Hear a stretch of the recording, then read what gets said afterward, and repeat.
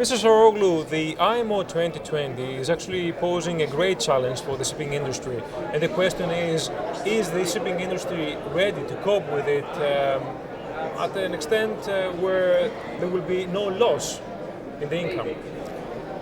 I think the industry is well prepared to comply with the new regulations, and there are different strategies by different shipping companies to comply with 2020. Our company decided to comply on the basis of buying the fuel oils, the compliant fuel oils that are available in the market. We didn't have any significant downtime as a result of preparing the fleet to comply with 2020. There were some issues with regard to availability, especially leading to January 1st. But I think it was the main reason for that was a lot of the bunker suppliers were decided to wait for the last moment in order to fully go through this transition exercise by cleaning their barges and everything at a time when demand for 0.5 fuel oil in December picked up. This thing has now improved significantly, and the problems that we were facing have practically gone. So I think overall we can say that the transition has been a smooth one. There are still some technical issues, but I think in the next 3 months or before the end of the summer, most of these issues will be gone. Obviously, the price of the cost of the compliance fuel cost is a major issue. How do you think the companies will actually be able to cope with it, since there is a huge number of ships out there that really need to actually comply with that? It's a very good question. In our case, the majority of the vessels that we have in the fleet are charter out. So the fuel oil cost is borne by our charterers. We have, however, some vessels where we put the bunkers ourselves, and therefore the cost is our cost.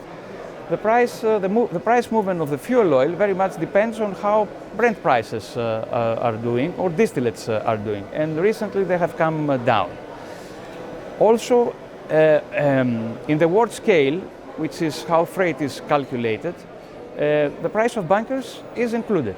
And for this year, we have seen that 0.5% has an average price of around $5.50 and distillates around $6.60.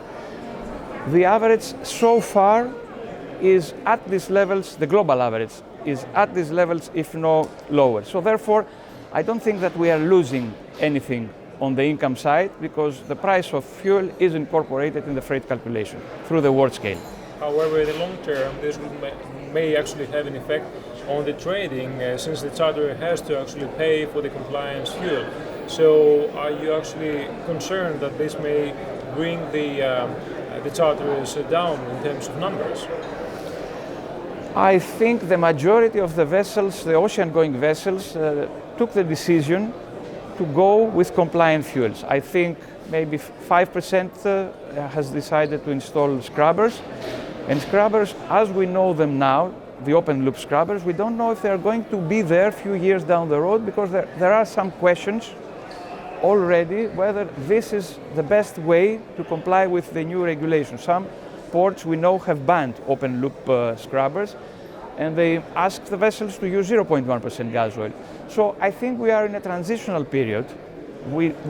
And the next maybe 2 or 3 years will help us understand where we're going, whether we're going more for compliant fuels, or whether we're going to go for LNG or some other fuels that will help basically the industry meet also the targets of decarbonization.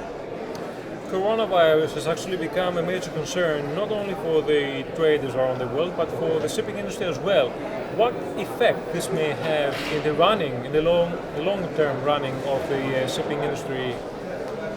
We hope that the effect is going to be short-lived, in the sense that we have maybe 20 or 30% of the overall Chinese consumption right now, or demand, that we have a reduction of 20 to 25% of Chinese demand for oil down right now. However, some people put this figure in 2.5 million barrels. However, we should look on the supply side, what supply outages we have there. And we have basically Libya, we have 1 million barrels out of the market.